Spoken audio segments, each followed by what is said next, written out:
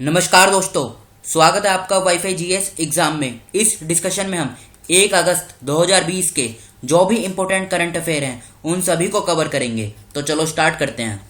First question, प्रधानमंत्री फसल बीमा योजना के तहत भारतीय एक्सा जनरल इंश्योरेंस ने किन दो राज्यों को बीमा पॉलिसी उपलब्ध कराने के लिए चुना है? Option A Bihar, B Maharashtra, C Karnataka, D both B and C. तो इस क्वेश्चन का सही आंसर है D both B and C. तो चुना गया है महाराष्ट्र और कर्नाटका को। प्रधानमंत्री फसल बीमा योजना का उद्देश्य किसानों की फसलों का प्राकृतिक आपदाओं से होने वाले नुकसान की भरपाई करना है। इस योजना के अंतर्गत लाखों किसानों को मक्की और धान की फसलों पर बीमा कवर मिलेगा। अब बात भारतीय एक्सा जनरल इंश्योरेंस की है। ये जो है भारतीय जनरल एक्सा इंश्योरेंस को इसको जो गठन किया गया था 2008 में, इस बॉडी का गठन किया गया था और हेडक्वार्टर इसका है मुंबई में। मुंबई कहाँ पर है? महाराष्ट्र में। और सीईओ कौन है? भारतीय एक्सा जनरल इंश्योरेंस के सीईओ हैं chief executive officer Sanjeev Srinivasan. फिर से बोलता हूँ, संजीव श्रीनिवासन। तो अब बढ़ते हैं अगले क्वेश्चन की तरफ। किस देश ने जिरकॉन मिसाइल का सफलतापूर्वक परीक्षण किया है? Option A USA, option B Russia, C Japan, D India. तो इस क्वेश्चन का सही आंसर है बी रशिया। ये जो सफलतापूर्वक परीक्षण किया है ये रसिया ने किया है। देखो इसमें क्या है, रूस की हाइपरसोनिक मिसाइल 3M22 जिरकॉन की खासियत यह है कि यह दुश्मन के रडार की पकड़ में नहीं आ सकेगा। अब बात रशिया की है, तो रशिया की कैपिटल क्या है? रशिया की कैपिटल है मॉस्को। और इसकी करेंसी क्या है? रशिया की जो करेंसी है यह है रूबल। और इसके जो प्रेसिडेंट हैं, राष्ट्रपति हैं व्लादिमीर पुतिन। और जो रशिया की संसद है, संसद का नाम क्या है? इसका नाम है ड्यूमा। याद रखेगा, ये एग्जाम में पूछा जा सकता है कि रशिया की जो संसद है इसका नाम क्या है? तो नाम है इसका ड्यूमा। अब बढ़ते हैं अगले क्वेश्चन की तरफ। कोविड-19 का मुकाबला करने के लिए किसने भारत को $3 मिलियन के अनुदान की मंजूरी दी है? देखो इसमें क्या होगा, ये ग्रांट दी गई है। ग्रांट का मतलब होता है मतलब दान दे देना एक तरीके से। ये लोन नहीं है, ये दान है। तो ये दी गई है एडीबी के द्वारा, एशियन डेवलपमेंट बैंक। याद रखेगा। अब एशियन डेवलपमेंट बैंक, इस बॉडी को कब गठन किया गया था? इस बैंक को गठन किया गया था 1966 में, 1966 में। और इसका जो हेडक्वार्टर है एशियन डेवलपमेंट बैंक का हेडक्वार्टर है मनीला में। और मनीला कहाँ पर है? ये है फिलीपींस में। प्रेसिडेंट कौन है इसके? प्रेसिडेंट है मसत्सुगु आसाकावा। देखो ये तो ग्रांट दी गई है किसके द्वारा? एडीबी के द्वारा। अभी कोविड-19 महामारी के बीच में सबसे ज्यादा जो ग्रांट दी गई है वो दी गई है आईएमएफ के द्वारा। और ये किस देश को दी गई है ये एग्जाम में पूछा जा सकता है। जो इमरजेंसी ग्रांट दी गई है ये दी गई है साउथ अफ्रीका को। याद रखेगा।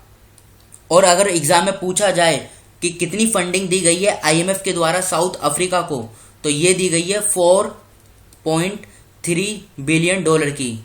याद रखेगा, किसके द्वारा दी गई है? आईएमएफ के द्वारा दी गई है साउथ अफ्रीका को। कितनी फंडिंग? $4.3 बिलियन की। ये एग्जाम में पूछा जा सकता है क्योंकि ये कोविड-19 महामारी के बीच सबसे ज्यादा जो फंडिंग दी गई है साउथ अफ्रीका को दी गई है आईएमएफ के द्वारा, इंटरनेशनल मॉनेटरी फंड। अब बात आईएमएफ की है, तो आईएमएफ का जो हेडक्वार्टर है ये कहां पर है? आईएमएफ का हेडक्वार्टर है वॉशिंगटन डीसी, जो अमेरिका में है। और इसे स्टैब्लिश किया गया था कब? 27 दिसंबर 1945 को।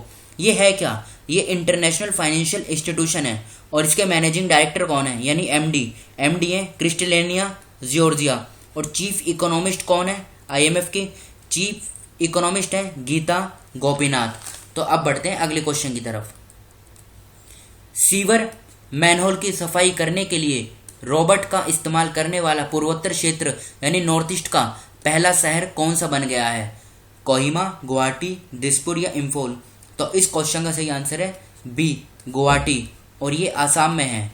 याद रखेगा। देखो ये तो नॉर्थ ईस्ट का बना है। अगर फर्स्ट पूछा जाए इंडिया में तो फर्स्ट कौन सा शहर है? वो हरियाणा का गुरुग्राम। और सेकंड कौन सा है? कोयम्बटूर, ये तमिलनाडु का है। और थर्ड नंबर पे अब कौन है? गुवाहाटी, जो आसाम में है। याद रखेगा। अब बात आसाम की है, तो आसाम का मैप ये देखिए आप। नॉर्थ ईस्ट में है, ये इधर है गुवाहाटी, और इसके आसपास के राज्य है अरुणाचल प्रदेश, नागालैंड, मणिपुर, मिजोरम, और नीचे है ये त्रिपुरा, और इधर है ये मेघालय। इन सभी राज्यों के साथ आसाम की बाउंड्री टच होती है, और इधर ये पश्चिम बंगाल के साथ भी आसाम की बाउंड्री टच होती है। देखो अगर एग्जाम में ये पूछा जाए कि आसाम की बाउंड्री बांग्लादेश से टच होती है या नहीं, तो ये बांग्लादेश का मैप है, ये देखिए इधर टच होती है आसाम की बाउंड्री, तो याद रखेगा। अब बात आसाम की है, तो आसाम की जो कैपिटल है, कैपिटल क्या है इसकी, आसाम की कैपिटल है दिसपुर। गुवाहाटी नहीं है, अगर आप सोचो कि गुवाहाटी असम की कैपिटल, नहीं, आसाम की कैपिटल है दिसपुर। और सीएम कौन है आसाम के, सीएम है सर्बानंद सोनोवाल। गवर्नर कौन है आसाम के, गवर्नर है जगदीश मुखी। और चीफ जस्टिस कौन है, चीफ जस्टिस है अजय लांबा।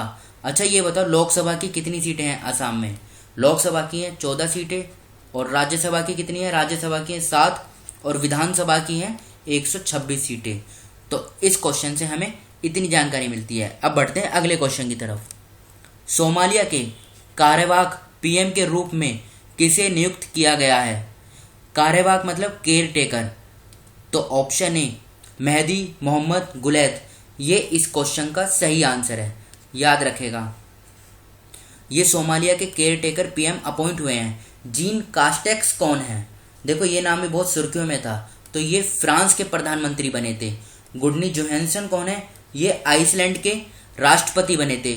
और हिचेम मशीशी ये कौन है, ये तुनिशिया के प्रेसिडेंट अपॉइंट हुए हैं। अब बात सोमालिया की है, तो सोमालिया की कैपिटल क्या है, कैपिटल है इसकी मोगादिशु, और इसकी करेंसी क्या है, सोमालिया की मुद्रा क्या है, सोमाली शिलिंग, याद रखेगा। अब बढ़ते हैं अगले क्वेश्चन की तरफ।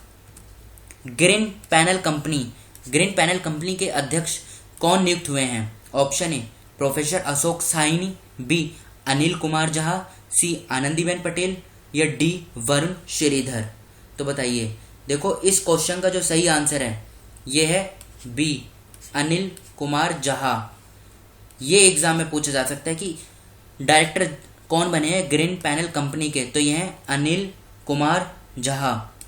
अब दूसरे ऑप्शन देखते हैं, जैसे ए प्रोफेसर अशोक साहिनी, ये कौन है, प्रोफेसर अशोक साहिनी, इनको अभी मिनिस्ट्री ऑफ अर्थ साइंस के द्वारा लाइफ टाइम एक्सीलेंस अवार्ड से सम्मानित किया गया था, याद रखेगा। और आनंदीबेन पटेल कौन है, ये मध्य प्रदेश के गवर्नर हैं।